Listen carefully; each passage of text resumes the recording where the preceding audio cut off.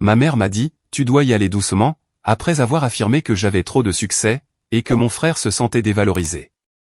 J'ai donc répondu, alors, au lieu de lui demander de faire des efforts, tu veux que je me rabaisse, puis, je les ai bloqués pour de bon. Je suis un homme de 28 ans, travaillant comme analyste financier senior, pour une entreprise pharmaceutique de taille moyenne. Rien de digne d'un scénario de film, mais j'ai gravi les échelons à la sueur de mon front, en partant du poste d'analyste junior, juste après avoir quitté l'université. Mon petit frère, Nathan, 25 ans, existe lui aussi. C'est à peu près la chose la plus impressionnante que je puisse dire à son sujet, sans mentir. Laissez-moi vous brosser un tableau, de la façon dont les choses se sont toujours passées dans ma famille. Je suis l'aîné. Dès le premier jour, on attendait de moi que je sois responsable, mature, et, pour faire simple, que je m'élève tout seul. Pendant ce temps, mes parents concentraient toute leur énergie sur Nathan, l'enfant prodige, le petit dernier, celui qui ne pouvait jamais mal faire, même lorsqu'il faisait délibérément des bêtises. Quand nous étions enfants, je me faisais hurler dessus, pour avoir laissé des jouets traîner par terre. Nathan, lui, saccageait le salon tout entier, et mes parents se contentaient de sourire, en disant qu'il exprimait sa créativité. J'ai commencé à participer aux tâches ménagères à l'âge de 7 ans. Nathan, de son côté, n'a rien fait de tel, jusqu'à ses 15 ans environ. Les anniversaires étaient une vaste blague. Je recevais des objets pratiques, des vêtements dont j'avais besoin pour l'école, ou un nouveau sac à dos. Nathan, en revanche, recevait la dernière console de jeu, des baskets hors de prix, ou des billets de concert. Une année, on m'a offert une calculatrice graphique pour mon anniversaire. J'avais 14 ans. Nathan, lui, a reçu une moto de cross, pour ses 12 ans. Mais vous savez quoi? J'ai appris à ne plus me soucier de ces injustices. J'ai simplement baissé la tête, et je me suis concentré, sur ce que je pouvais contrôler. J'ai étudié dur, obtenu de bonnes notes, enchaîné les petits boulots dès l'âge de 16 ans, et économisé le moindre centime. Mes parents ne m'ont jamais aidé financièrement, après mes 18 ans. Ni pour l'université, ni pour mon premier appartement, absolument rien. Pendant ce temps-là, Nathan a vu ses frais de scolarité intégralement payés, s'est vu offrir une voiture, et a vu son loyer pris en charge, pendant toutes ces années de fac. En parlant de l'université, je suis allé dans une solide université publique, grâce à une bourse d'études partielles. Je l'ai décrochée par moi-même, j'ai travaillé 20 heures par semaine, et j'ai obtenu mon diplôme en finance en 4 ans, avec une moyenne de 3,7. Nathan y est allé 3 ans plus tard. Mes parents ont financé la totalité de sa scolarité. Il a changé de filière à 4 reprises, a mis 6 ans pour obtenir un diplôme en communication, et a terminé avec une moyenne d'environ 2,3. Sa fête de remise de diplôme comptait une centaine d'invités, et un somptueux buffet de traiteurs. La mienne s'est résumée à un dîner, dans un restaurant du coin. Après l'université, j'ai commencé dans mon entreprise actuelle, en tant qu'analyste junior, avec un salaire de 42 000 par an. Je vivais dans un studio minable, je conduisais une vieille Honda Civic cabossée, je mangeais des nouilles instantanées la plupart des soirs, et j'économisais de manière acharnée. Nathan, lui, a enchaîné les petits boulots dans la vente, et a fini par en démissionner de la moitié. Il vivait toujours à la maison sans payer de loyer, en conduisant la voiture que mes parents lui avaient offerte. Je me suis démené, j'arrivais tôt au bureau, je partais tard, et j'acceptais des projets supplémentaires. J'ai été promu analyste au bout de 2 ans, puis analyste senior, 3 ans plus tard.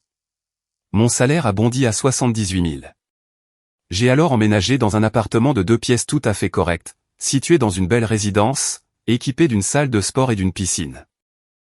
Je me suis acheté une berline Mazda d'occasion de 3 ans, qui possédait, pour une fois, une climatisation fonctionnelle, ainsi que le Bluetooth. J'ai commencé à faire fructifier mon compte épargne. Rien d'extravagant, je commençais tout simplement à vivre comme un adulte normal, au lieu d'un étudiant toujours fauché. À 24 ans, Nathan était toujours chez ses parents, travaillant à temps partiel dans un magasin d'articles de sport. Il gagnait tout au plus 15 000 par an, à condition de faire des semaines complètes, ce qui arrivait très rarement. Mes parents s'en moquaient éperdument. Ils ne lui réclamaient aucun loyer. En réalité, ils entretenaient un homme adulte, totalement dénué d'ambition, qui passait le plus clair de son temps à jouer aux jeux vidéo, et à traîner avec ses copains. L'année dernière, j'ai fait l'acquisition de ma première maison. Rien de spectaculaire, une maison de plein pied avec 3 chambres, dans une banlieue convenable, à environ 20 minutes de mon lieu de travail. Elle nécessitait quelques petits rafraîchissements, mais les fondations étaient saines. J'avais épargné moi-même pour l'apport, j'avais obtenu un accord de principe pour mon prêt hypothécaire, et j'avais géré l'intégralité du processus, en solitaire. C'était une étape colossale pour moi. C'était le tout premier grand accomplissement de ma vie d'adulte, que je réalisais en totale indépendance. Quand j'ai annoncé à mes parents que je venais de signer pour la maison, leur réaction fut, au mieux, tiède. Ma mère m'a dit, c'est bien, chérie. Comme si je venais de lui annoncer l'achat d'une nouvelle paire de chaussettes. Mon père s'est contenté de me demander, si j'étais bien certain de pouvoir assumer les mensualités du prêt. Aucune félicitation, pas la moindre once d'enthousiasme, et aucune fierté envers ce que leur fils venait de bâtir. Mais savez-vous ce qui a été le plus douloureux? 2 jours après leur avoir parlé de l'achat de ma maison, Nathan a glissé dans la conversation qu'il songeait, éventuellement, à regarder les appartements, un de ces jours. Et là, mes parents se sont pliés en 4. Ils ont proposé de l'aider à payer son loyer, se sont portés garants pour la signature d'un bail, et ont longuement disserté, sur à quel point il serait merveilleux pour lui d'avoir son propre logement. Ils n'avaient même pas commencé à visiter d'appartement. Ils l'envisageaient à peine, et ils étaient déjà prêts à financer l'intégralité de son déménagement. Le point de basculement est arrivé il y a 3 mois, lors d'un dîner de famille. Nous organisons ce genre de repas une fois par mois, chez mes parents. C'est généralement d'un ennui mortel. Nous mangeons ce que ma mère a préparé, nous faisons la conversation sur des futilités, et je m'éclipse, dès que les conventions sociales me le permettent. Ce soir-là, mon oncle Richard était présent, accompagné de ma tante Paula. L'oncle Richard m'a demandé comment se passait mon travail, et j'ai mentionné que je venais d'obtenir une nouvelle augmentation, portant mon salaire à 92 000 par an. Je ne m'en vantais pas, je me contentais de répondre à sa question de manière directe. Mon oncle a été impressionné. Il m'a posé d'autres questions sur mon métier, sur mes missions quotidiennes, et sur le fonctionnement de l'entreprise. Une conversation tout à fait normale, en somme. J'ai évoqué un projet majeur que j'avais supervisé, qui avait permis à la société de réaliser de belles économies. J'ai parlé des retours très positifs que j'avais reçus de la part des dirigeants, et du fait que j'étais sérieusement pressenti, pour un poste de manager qui s'ouvrirait l'année suivante. Pendant tout ce temps, Nathan est resté assis là, avec l'air de quelqu'un à qui on aurait ruiné la journée. Il s'est fait de plus en plus silencieux, a à peine touché à son assiette, et n'a pas arrêté de regarder son téléphone. Mes parents s'en sont rendus compte, et ils n'arrêtaient pas de me lancer des regards réprobateurs, comme si je commettais une faute grave, en ayant une simple conversation normale avec mon oncle. Après le repas, mon oncle et ma tante ont pris congé. J'étais en train d'aider à débarrasser la table, lorsque ma mère m'a pris à part. Elle arborait une expression solennelle, qui m'a immédiatement mis sur mes gardes. « Est-ce que je peux te parler 1 minute ?» m'a-t-elle demandé, en me guidant vers le salon. Mon père et Nathan sont restés dans la cuisine. « Bien sûr, qu'est-ce qu'il y a ?» ai-je répondu, sincèrement perplexe quant à ce qui pouvait revêtir une telle importance. Ma mère a croisé les mains sur ses genoux, et m'a lancé un regard pesant, comme si elle s'apprêtait à m'annoncer la pire des nouvelles. « J'ai besoin que tu comprennes quelque chose. La manière dont tu as parlé de ton travail ce soir, cela a fait que Nathan s'est senti vraiment mal dans sa peau. » J'ai carrément éclaté de rire, persuadé qu'elle faisait une blague. Elle ne souriait pas. « Attends, tu es sérieuse ?» ai-je lancé. Oui, Nathan traverse une période difficile en ce moment, en essayant de trouver sa voie professionnelle. Il n'a absolument pas besoin d'entendre à quel point tu as réussi. Cela ne fait que renforcer son mal-être, par rapport à la situation où il se trouve. Je l'ai regardé, médusé. Maman, il m'a simplement demandé de lui passer le sel. C'est l'oncle Richard qui m'a posé des questions sur mon travail. Je ne faisais que lui répondre. Tu aurais pu faire preuve d'un peu plus de modestie. Tu n'avais pas besoin d'étaler autant de détails sur ton augmentation, ni sur tes perspectives de promotion. Tu sais très bien que Nathan a des difficultés. Nathan a des difficultés, parce qu'il travaille 15 heures par semaine dans un magasin, et qu'il est logé et nourri gratuitement à la maison, ai-je rétorqué, en m'efforçant de garder un ton neutre. Ce n'est pas de ma faute. C'est très exactement le genre d'attitude dont je te parle, a cinglé ma mère, la voix devenant plus cassante. Tu dois être plus sensible aux sentiments de ton frère. Tout le monde n'est pas aussi carriériste que toi. Certaines personnes ont besoin de plus de temps pour trouver leur chemin. Il a 25 ans. Maman, du temps, il en a eu plus qu'il n'en faut. Et je refuse catégoriquement de m'excuser d'avoir travaillé dur, ni d'avoir réussi ma vie. Elle a poussé un grand soupir, comme si je m'évertuais à être contrariant. Je te demande simplement de baisser d'un ton, peut-être, lorsque nous nous réunissons en famille. Tu n'as pas besoin de parler autant de tes accomplissements. Cela crée des tensions. Cela crée des tensions.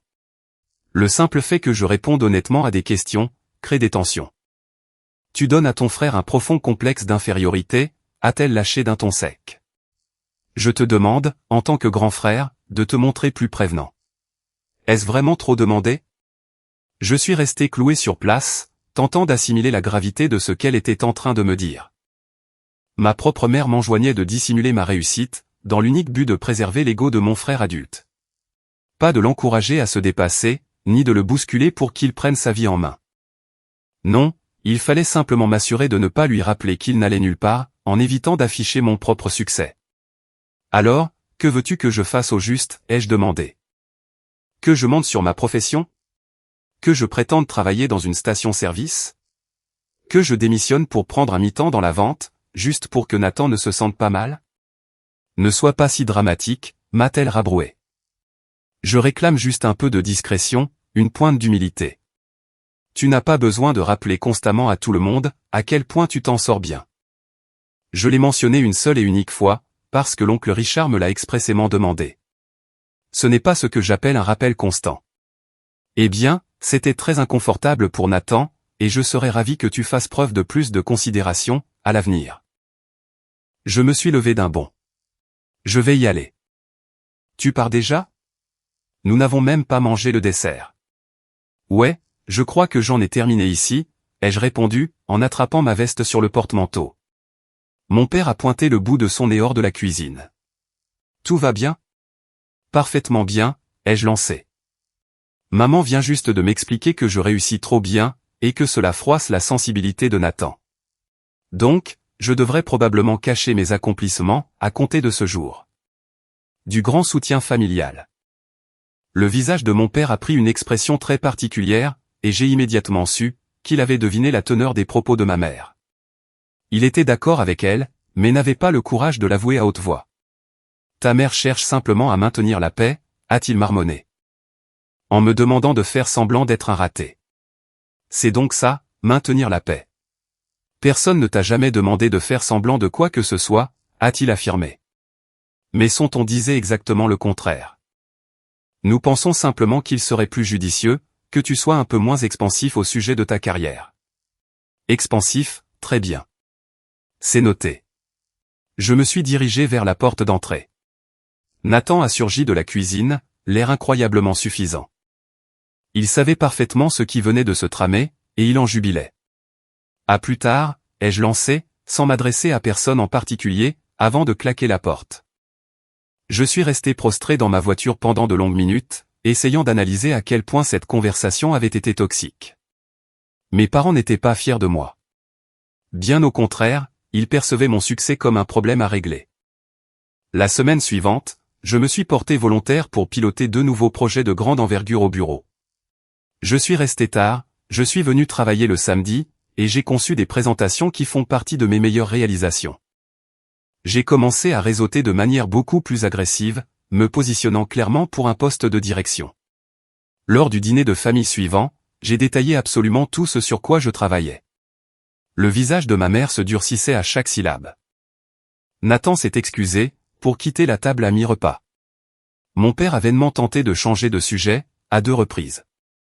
2 semaines plus tard, j'apprenais que je décrochais la promotion tant convoitée. Mon nouveau titre officiel était celui de responsable financier, et mon salaire a grimpé en flèche pour atteindre 112 000. J'étais sur un petit nuage. C'était colossal. C'était l'aboutissement de tout mon travail acharné. J'ai immédiatement appelé mes parents pour partager la nouvelle. Ma mère a décroché, « Salut maman. J'ai d'excellentes nouvelles. J'ai été promu manager. Et avec une très belle augmentation, en plus. » Silence de mort à l'autre bout du fil. Maman? C'est bien, chérie. Papa est dans les parages? Je voulais aussi le lui annoncer. Il est occupé pour le moment. Je lui transmettrai le message. D'accord. Eh bien, oui, je suis vraiment hyper content. C'est une sacrée avancée. MMH, nouveau silence pesant. Bon. Très bien, je dois te laisser. Je voulais juste te faire part de la bonne nouvelle. D'accord. Au revoir. Elle m'a raccroché au nez, avant même que je n'ai pu lui répondre. Voilà quelle fut la réaction de ma mère, face à la plus belle réussite professionnelle de ma vie à ce jour. C'est bien, chérie. Suivi d'un raccrochage glacial. Qu'importe. Je n'avais aucun besoin de leur validation. Je n'en avais jamais eu besoin jusqu'ici, et je n'allais pas commencer aujourd'hui. Le mois suivant, au sempiternel dîner de famille, j'ai débarqué au volant du nouveau véhicule que je venais de louer, une magnifique berline Audi. Nathan se trouvait dans l'allée, quand je me suis garé. La tête qu'il a faite en découvrant la voiture valait tout l'or du monde. Le repas fut d'une tension palpable. Personne n'a daigné me poser la moindre question sur mon travail, ni sur ma nouvelle acquisition. Seul l'oncle Richard a évoqué l'Audi, et je lui en ai fait l'éloge. Mes parents avaient l'air de vouloir disparaître sous terre. À la fin de la soirée, je m'apprêtais à regagner ma voiture, lorsque ma mère m'a talonné jusqu'à l'allée. Il faut qu'on ait une discussion, a-t-elle décrété, les bras croisés. À quel sujet? Ce petit manège doit cesser, a-t-elle sifflé, désignant vaguement ma voiture et, semble-t-il, mon existence tout entière. Tu es sans cesse en train de frotter ta réussite au visage de Nathan. Je suis venu à un dîner de famille avec ma propre voiture. Et ça, c'est lui frotter ma réussite au visage. Tu savais pertinemment qu'il la verrait. Tu savais que cela le rendrait malade. Tu aurais très bien pu venir avec ton ancien véhicule. J'ai carrément éclaté d'un rire sonore. Tu veux sérieusement que je conduise une épave, juste pour que mon frère ne se sente pas minable? Est-ce que tu t'écoutes parler, au moins? J'entends les paroles d'un fils qui est devenu d'une arrogance et d'un égoïsme sans nom, a-t-elle riposté. Tu n'es plus la personne que j'ai élevée. La personne que tu as élevée? Maman, tu m'as à peine élevée. Tu étais bien trop occupée à t'assurer que Nathan ne manque de rien. Pendant que je devais me débrouiller tout seul pour survivre. J'ai travaillé d'arrache-pied pour obtenir tout ce que je possède. Absolument tout. Et maintenant que je m'en sors enfin, tu exiges que je m'en cache, car ton chouchou est incapable d'assumer son propre vide existentiel. Son visage s'est empourpré. Comment oses-tu t'adresser à moi sur ce ton? Je ne fais que dire la stricte vérité. Nathan fait du surplace parce que papa et toi l'avez assisté tout au long de sa vie. Il n'a pas l'ombre d'une ambition, aucune éthique de travail, ni aucune motivation. Car il n'a jamais eu besoin d'en développer. Vous lui avez tout offert sur un plateau d'argent, sans jamais rien exiger en retour. Ce n'est en rien ma faute. Nathan traverse une passe très difficile, a-t-elle balbutié, la voix chancelante. Il tente de comprendre ce qu'il veut faire de sa vie. La dernière chose dont il a besoin, c'est de voir son frère pavaner avec son succès, à la moindre occasion. Je ne pavane pas. Je mène ma barque, c'est tout. Si la vue de ma réussite incommode Nathan, il devrait peut-être songer à se bouger, au lieu de s'attendre à ce que je joue les ratés. Tu as bien changé, a-t-elle murmuré. Autrefois, tu savais te montrer humble. Autrefois, j'étais surtout invisible, les jeux corrigés. Il y a une nuance de taille. J'ai pris place dans mon véhicule et j'ai démarré, la laissant pétrifiée au milieu de l'allée. Les semaines qui ont suivi ont été d'un calme absolu. Je n'ai eu aucun signe de vie de mes parents, hormis le rappel de rigueur pour le prochain repas familial. J'ai bien failli décliner l'invitation, mais je me suis dit, pourquoi leur faire le plaisir de m'exclure de la famille? D'autant que mon oncle Richard était quelqu'un de formidable, et que nos échanges me manquaient. Le dîner a débuté sans encombre. Ma mère se montrait glaciale, mais polie. Mon père m'adressait à peine la parole. Quant à Nathan, il affichait son habituel air de martyr. L'oncle Richard a pris de mes nouvelles concernant le nouveau poste, et je lui ai assuré que tout se passait pour le mieux. Je lui ai expliqué que je supervisais désormais une équipe de 3 analystes, que je planchais sur des dossiers d'envergure, et que j'étais régulièrement amené à présenter mes résultats devant le directeur financier. Ma mère a subitement quitté la table, pour aller s'enfermer dans sa chambre. Mon père m'a décoché un regard noir, comme si je venais de commettre un sacrilège. Pourtant, je m'étais contenté de répondre à une question toute simple sur ma vie professionnelle. Qu'importe. J'ai terminé mon assiette, débattu de quelques stratégies d'investissement avec mon oncle, et je me suis éclipsé aux alentours de 20 heures. C'est à partir de là que les choses ont pris une tournure hallucinante. 2 jours plus tard, j'ai été sommé de me rendre dans le bureau de mon patron, dès mon arrivée.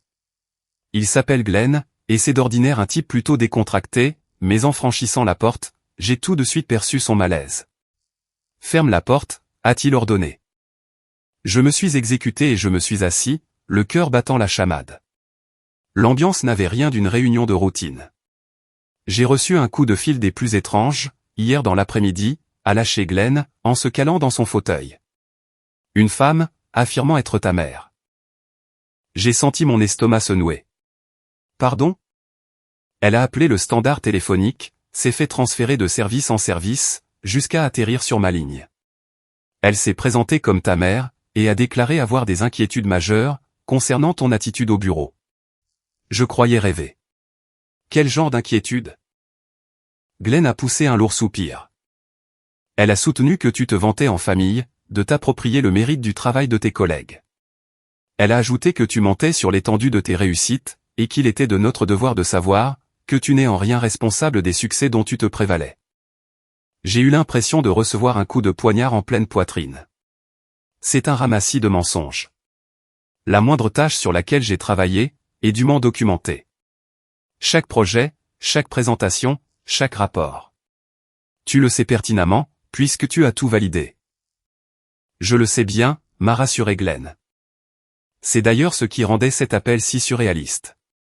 Elle a aussi prétendu que tu harcelais tes collaborateurs, et que tu instaurais un climat toxique. Ce qui est totalement faux, puisque ton dossier ne comporte aucune plainte, et que ton équipe ne tarit pas d'éloges à ton sujet. Je n'arrive pas à concevoir qu'elle ait osé appeler mon employeur, ai-je balbutié, profondément sous le choc. Quel était son but ? Glenn a haussé les épaules. J'espérais sincèrement que tu pourrais m'éclairer. Elle semblait absolument persuadée de tes mensonges. Elle craignait, soi-disant, que l'entreprise ne soit flouée. Je ne trouvais pas les mots pour finir ma phrase. Ma propre mère avait contacté mon supérieur hiérarchique, pour tenter de ruiner ma carrière, et obtenir mon licenciement, tout ça parce que mon ascension portait ombrage à son autre fils. Écoute, a repris Glenn. Je lui ai certifié que nous n'avions aucun doute sur tes performances, et que le travail de nos équipes est minutieusement évalué et documenté. Ma réponse ne semblait pas la satisfaire, et elle a sous-entendu qu'elle irait frapper plus haut. Je préférais t'avertir. Au cas où elle déciderait de contacter la direction des ressources humaines, ou le grand patron. Je suis confus, ai-je bredouillé. Son comportement est indigne et totalement déplacé. Je vais régler le problème. As-tu besoin de prendre quelques jours, pour gérer cette crise familiale, s'étanquit Glenn, visiblement inquiet pour moi. Non, ça ira. Je vais veiller à ce que cela ne se reproduise plus jamais. Pour ce que ça vaut, a conclu Glenn, tandis que je me dirigeais vers la sortie, tu es l'un de nos meilleurs éléments. Quels que soient les drames qui se jouent dans ta famille, cela ne ternit en rien ton image ici. Tout le monde est parfaitement conscient de la qualité de ton travail. Je l'ai remercié avant de regagner mon poste, incapable de me concentrer sur quoi que ce soit. Je passais la discussion en boucle dans mon esprit. Ma génitrice avait bel et bien téléphoné à mon travail, pour anéantir ma carrière. Elle ne se contentait plus de m'ordonner de dissimuler mes réussites. Nous étions passés au stade du sabotage pur et dur. J'ai attendu la pause de midi pour composer son numéro. Elle a décroché après 3 sonneries. « Bonjour, mon grand. Tu as appelé mon patron, ai-je coupé d'un ton sec. Un silence de mort a suivi. Réponds-moi. Tu as appelé mon entreprise, pour leur faire croire que je mentais sur mes compétences. Je ne vois absolument pas de quoi tu parles, a-t-elle glissé, bien que sa voix la trahisse. Oh que si. Mon supérieur m'a raconté en détail votre échange téléphonique, tes accusations de vol de mérite, de harcèlement moral, et tes tentatives pathétiques pour me faire virer. Je n'ai jamais voulu te faire licencier, a-t-elle protesté sur la défensive. J'estimais simplement qu'ils étaient en droit de savoir, comment tu te comportes réellement. La vérité ? Et quelle vérité au juste ? Que je travaille d'arrache-pied et que j'excelle dans mon domaine ? C'est l'unique vérité. Chacun de mes succès est bien réel et certifié. Tu as essayé de me torpiller avec un tissu de mensonges. Tu es devenu imbuvable ces derniers temps, a-t-elle hurlé, toujours à te vanter, à frimer, et à écraser Nathan de ton complexe de supériorité. Il fallait bien que quelqu'un te remette à ta place. Donc, pour me remettre à ma place, tu essaies de me faire jeter à la rue. Quelle magnifique solution. Contacter mon patron pour proférer de fausses accusations. Elles n'étaient pas fausses. Tu t'appropries la gloire des autres. Cesse de mentir, ai-je tonné, le ton montant d'un cran. Tu ne connais strictement rien à mon boulot. Tu n'as pas la moindre idée de ce que je fais de mes journées, car tu n'as jamais daigné t'y intéresser. Tu as unilatéralement décidé que, puisque l'existence de Nathan est un naufrage, la mienne devait couler avec lui. C'est faux, c'était l'époumonée, la voix stridente. Je suis ta mère. Je voulais seulement t'inculquer quelques valeurs d'humilité. En voulant détruire mon avenir professionnel. Ce n'est pas enseigner l'humilité, ça. C'est du sabotage pur et simple. Tu sais quoi? C'est terminé. Mon numéro de tes contacts. Ne t'avise plus de rappeler mon entreprise. Et oublie mon adresse. C'est fini. Tu ne peux pas me parler de la sorte. Je suis ta propre mère. Et une mère digne de ce nom, se réjouit de l'envol de son fils, au lieu de chercher à lui briser les ailes, juste pour ménager l'ego de son petit favori. Supprime mon numéro. J'ai raccroché, refusant d'en écouter davantage. Mes mains tremblaient de rage. Jamais, au grand jamais, je ne leur avais tenu un tel discours. Jamais je ne m'étais confronté à eux avec une telle fermeté. Mais là, la coupe était pleine. Elle avait franchi le point de non-retour.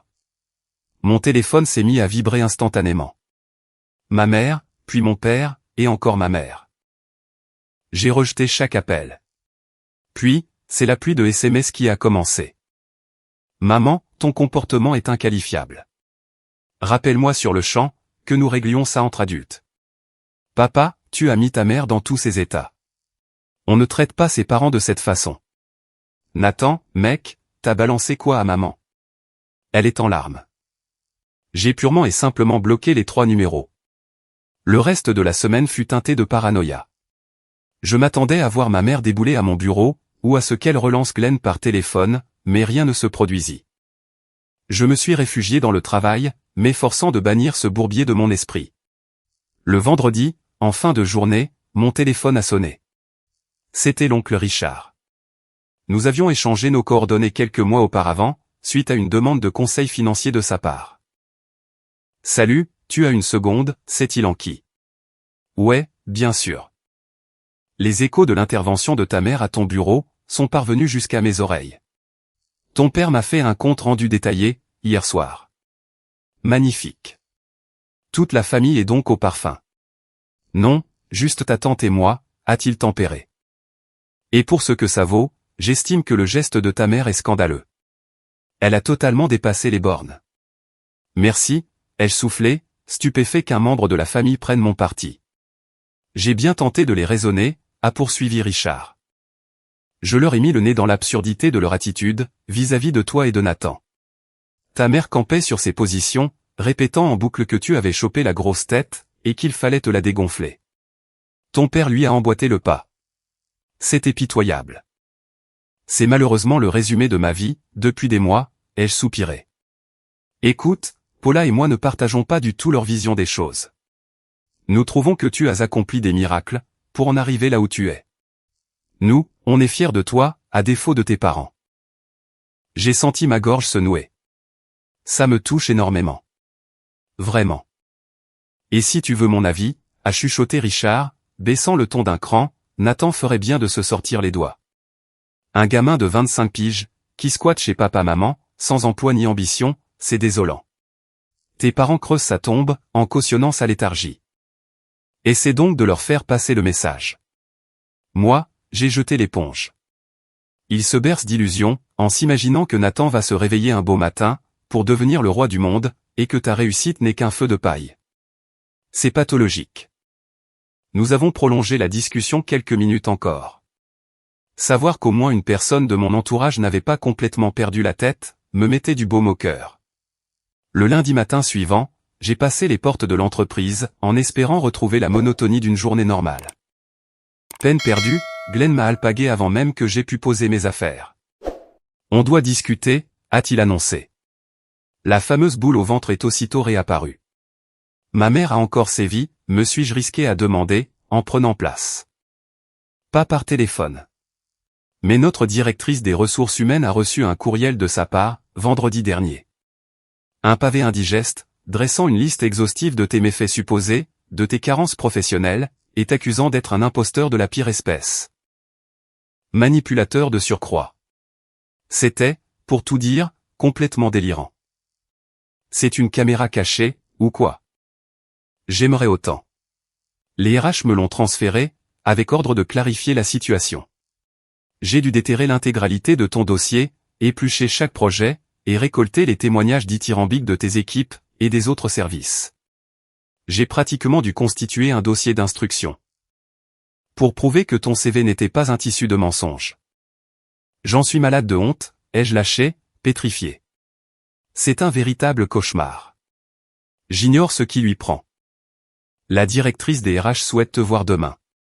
Rien d'alarmant, c'est la procédure classique en cas de signalement. Tu n'es pas sur la sellette. Nous devons simplement graver tout cela dans le marbre, si jamais ta mère décidait de porter l'affaire en justice. En justice? Glenn a haussé les épaules. Je n'en sais rien, mais elle a évoqué la possibilité de saisir un avocat, pour dénoncer tes fraudes. C'est le monde à l'envers. L'entrevue avec les RH s'est déroulée le lendemain. La directrice, Lisa, s'est montrée d'une écoute bienveillante. J'ai déballé mon linge sale familial, l'amertume de ma mère face à mon ascension, le complexe d'infériorité de mon cadet, les injonctions à la modestie, et enfin, la tentative d'assassinat professionnel. Lisa a noirci son carnet de notes, m'a demandé quelques précisions, et m'a tendu la version imprimée du courriel. 3 pages de fiel, rédigées à simple interligne, alternant entre exagérations grotesques et mensonges éhontés. J'aurais usurpé le titre de chef de projet. Faux. Les preuves de mon leadership s'empilaient sur le bureau. Je me serais paré des lauriers de mes collègues. Archi faux. Mon équipe entière m'encensait dans les évaluations, soulignant mon apport personnel. J'aurais falsifié les bilans, pour dorer mon blason. Grotesque. Chaque chiffre était épluché, et validé par les instances supérieures. Enfin, j'aurais tyrannisé mes collaborateurs. Délirant. Mon dossier ne contenait que des éloges, et aucune ombre de plainte. La liste était longue. Et pourtant, chaque accusation, aussi vile soit-elle, volait en éclats face aux faits. Reste que la détermination de ma mère, à rédiger ce réquisitoire implacable, avait de quoi glacer le sang. Je suis obligé de vous poser la question, a murmuré Lisa avec prudence. L'une de ces accusations repose-t-elle sur un quelconque fondement, ne serait-ce qu'infime? Absolument aucun, ai-je tranché, l'œil noir. 0. Vous pouvez remuer ciel et terre. Interroger mes équipes, sonder les autres services, auditer mes projets. Tout est transparent. Lisa a opiné du chef. Nous l'avons fait. Et c'est précisément la raison pour laquelle cet entretien est une simple formalité. S'il y avait eu la moindre once de vérité, le ton aurait été tout autre. Mais votre dossier est immaculé. Vous êtes l'employé modèle par excellence. Et quelle est la suite des événements? Je vais notifier à votre mère, de manière formelle, que notre enquête a démontré l'inanité de ces accusations. Et je prendrai soin de lui préciser, que toute nouvelle tentative de sa part, sera qualifiée de harcèlement. Avec toutes les conséquences juridiques que cela implique. Cela devrait la calmer. Merci infiniment, ai-je soufflé, un poids immense en moins sur les épaules. Sachez que les histoires de famille sont souvent un vrai casse-tête, a glissé Lisa. Je compatis sincèrement à ce que vous traversez. Il est évident que l'attitude de votre mère traduit des névroses profondes, à des années-lumière de vos qualités professionnelles.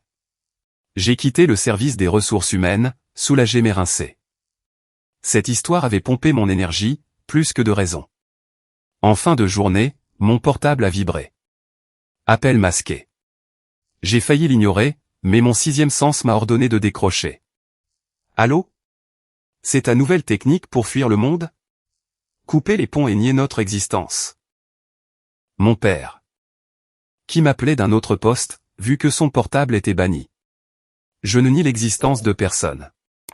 J'éradique simplement de ma vie les parasites qui cherchent à saboter ma carrière. Ta mère a commis une maladresse, a-t-il plaidé. Elle était à fleur de peau. Ses écrits ont dépassé sa pensée. 3 pages de mensonges calomnieux envoyés au RH, papa. 3 pages. Ce n'est pas un coup de sang, c'est une exécution sommaire et préméditée.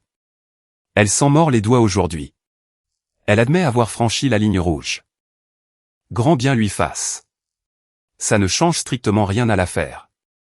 Tu es vraiment prêt à renier ta famille pour cette broutille, s'est-il étranglé, le volume augmentant d'un cran. Tout ça parce que ta mère a voulu te remettre les idées en place. Essayer de me faire lourder, ce n'est pas remettre les idées en place. C'est une tentative de meurtre professionnel. Et pour répondre à ta question, oui, je tire un trait définitif sur les gens qui considèrent ma réussite comme une maladie à éradiquer. Nathan est au fond du trou à cause de toi, a riposté mon père, amorçant un virage stratégique. Il se sent lâchement abandonné.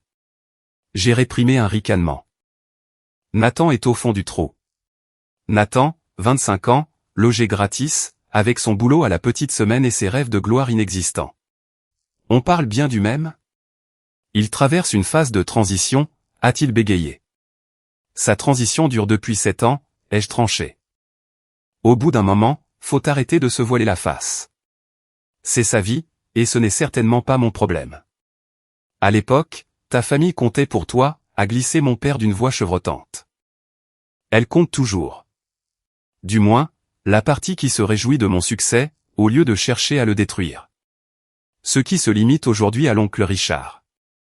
Tu te montres d'un égoïsme et d'une cruauté sans pareil. Je suis juste un homme qui a réussi, et ça vous donne des boutons. C'est très différent.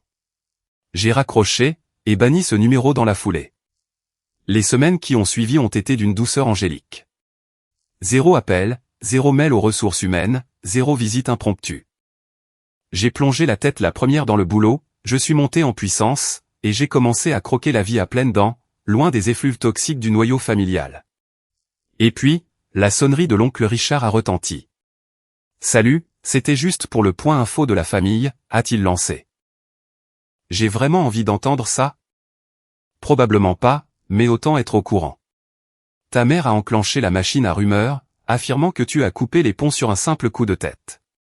Elle joue les mères éplorées, clamant que tu as craché sur ses précieux conseils, pour finalement lui tourner le dos.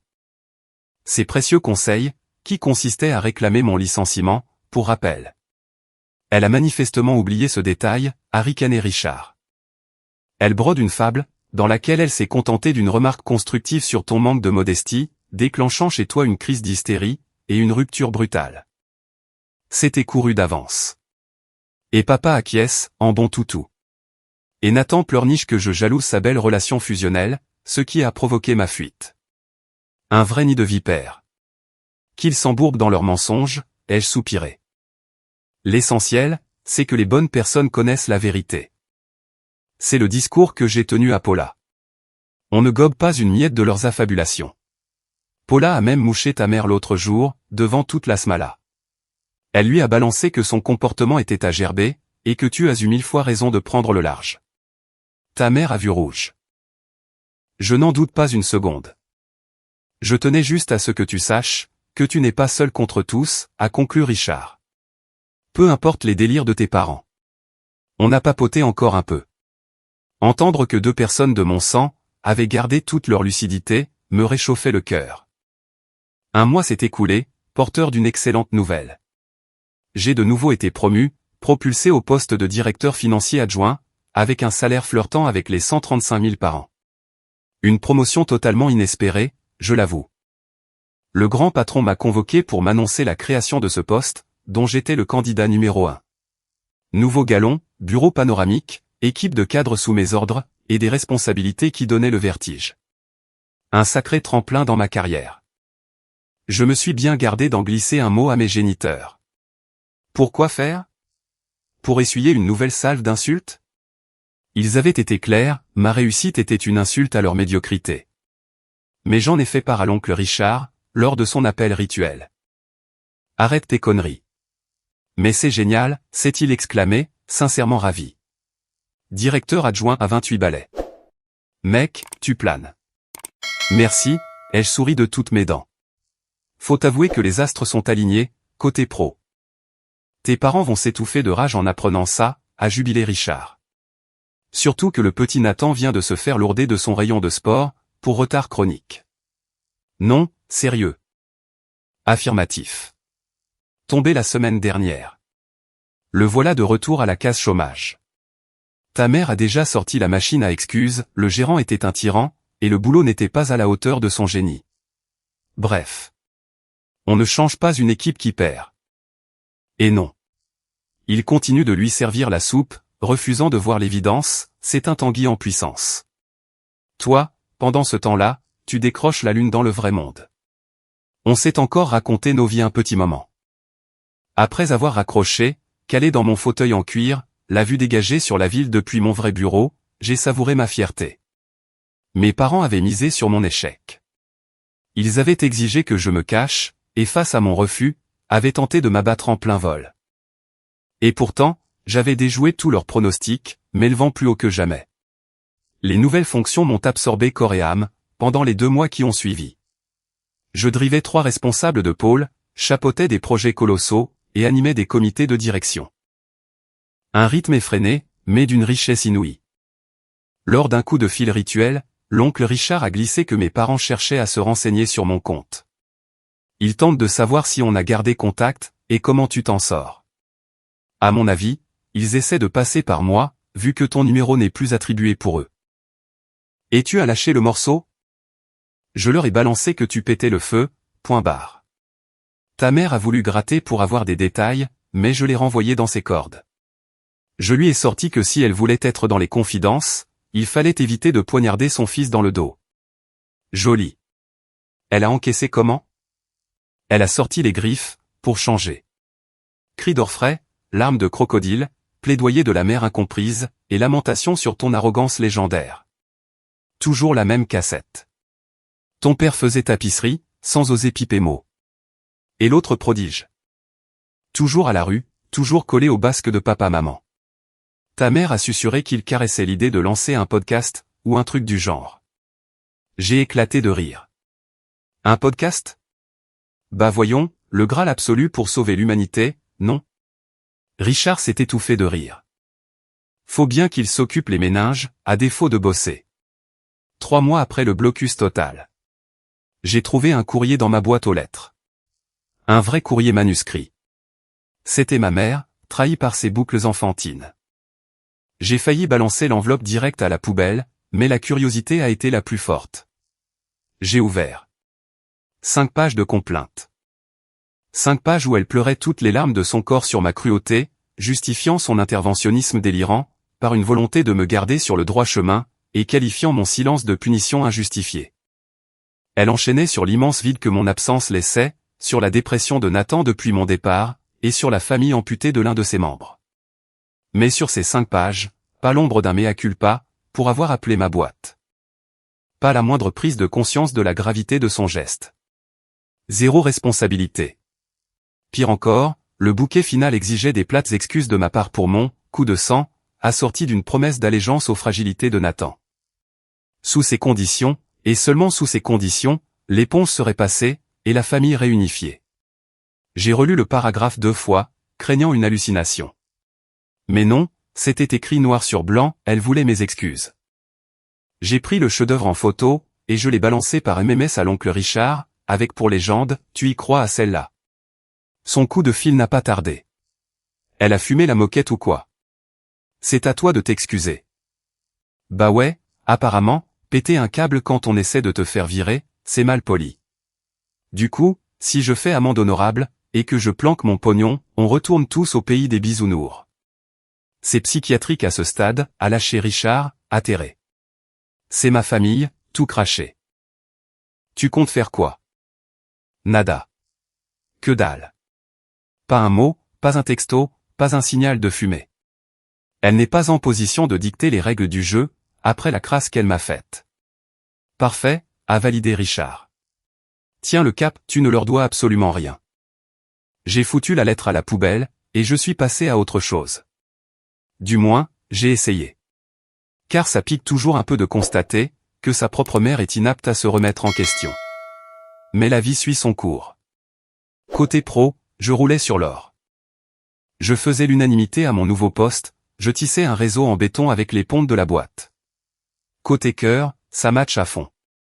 Je roucoulais avec ma copine, j'enchaînais les restos avec mes potes, je kiffais ma maison, mon Audi, et ce matelas financier que j'avais bâti à la force du poignet. 6 mois plus tard, la hotline Richard a de nouveau crépité. Grosse news, Nathan a quitté le nid. Sans DEC? Pour aller où? Coloc et avec 2 potes. Loyer réglé rubis sur l'ongle par les darons, cela va de soi. Mais bon, il a déserté la maison. C'est un début. Ouais, sauf qu'il aurait sorti le violon, en racontant que l'ambiance était trop glauque sans moi, et qu'il avait besoin de prendre le large. J'ai ricané. Donc c'est encore de ma faute. En plein dans le mille. Inconcevable d'avouer qu'il se sort enfin les pouces à 25 balais. Fallait que ça retombe sur toi, l'horrible déserteur qui a ruiné l'ambiance familiale. L'hallucination collective continue. Au fait, ta mère colporte partout, que tu t'entêtes à repousser ses rameaux d'olivier. Elle se fait passer pour la mère Teresa de la réconciliation, se heurtant au mur de ton orgueil, pour une misérable peccadille. La peccadille étant de balancer 3 pages de diffamation à mon employeur. Dans sa version édulcorée, elle a juste passé un coup de fil anodin pour prendre la température, et tu lui auras mordu la tête. Grand classique. Paula et moi, on démonte son pipeau à chaque occasion, m'a rassuré Richard. Mais tu connais les gens, ils gobent ce qui les arrange. Franchement, l'opinion des masses, je m'en tamponne le coquillard, ai-je lancé. L'important, c'est que mon cercle restreint connaisse le vrai scénario. T'as tout compris, a conclu Richard. 1 an a passé. Le faire-part de mariage d'un cousin maternel a atterri dans la boîte aux lettres. L'oncle Richard m'a briefé sur la présence de mes parents. J'ai coché la case « Présent » et j'ai débarqué avec ma moitié. Le folklore fut au rendez-vous. Mes parents campaient au 2e rang. Nathan faisait la limace entre les deux. À ma vue, ma mère s'est mise à cancaner frénétiquement à l'oreille de mon père. Je leur ai balancé un salut de la tête, faussement décontracté, et on est allé s'asseoir à l'autre bout de la nef.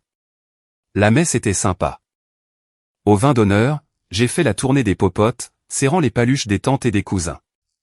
On m'a pas mal cuisiné sur ma réussite. J'ai esquivé avec le sourire, confirmant que le taf marchait du tonnerre. Ma mère me fusillait des yeux à l'autre bout de la salle. Au bout d'1 heure, elle m'a accosté au buffet. On peut discuter? Il n'y a pas matière à discuter, ai-je coupé, le plus zen du monde. Tu ne pourras pas me fuir indéfiniment. Je suis celle qui t'a mis au monde. Je ne te fuis pas. J'attends juste de vraies excuses, avant d'envisager la moindre conversation. Je t'ai adressé un courrier. Un courrier qui exigeait que je te fasse des excuses. Il y a comme une nuance. Elle a viré cramoisi. Tu te montres d'une intransigeance folle. Je n'ai fauté qu'une seule fois. Contacter mon boss, c'était la faute numéro 1. Envoyer un mail de calomnie au RH, c'était la faute numéro 2. On est loin du dérapage isolé. Je cherchais à te sauver de ton arrogance. C'était pour ton bien. Il fallait que tu redescendes sur terre. Le voilà, le fond du problème. Tu restes persuadé d'être dans le camp du bien. Tant que tu n'auras pas fait ton examen de conscience, on n'a rien à se dire. Et j'ai taillé la route. Elle a lâché l'affaire, mais je l'ai grillée en train de chialer, un peu plus tard.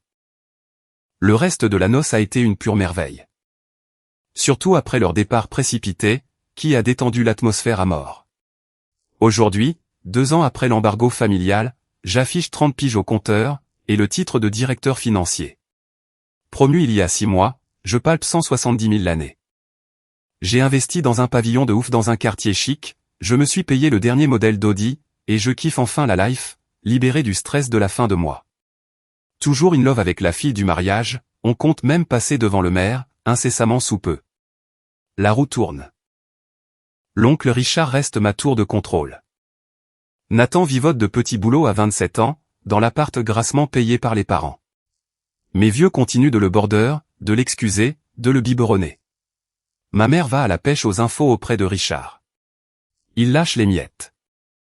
Il m'a confié qu'elle a fondu en larmes en apprenant ma dernière promotion. Des larmes de dépit, la rage au ventre. Mon père tente régulièrement des percées, par cousin interposé, du style, dis-lui de m'appeler. Je fais le mort. Pas une seule fois, il n'a admis la folie de ma mère.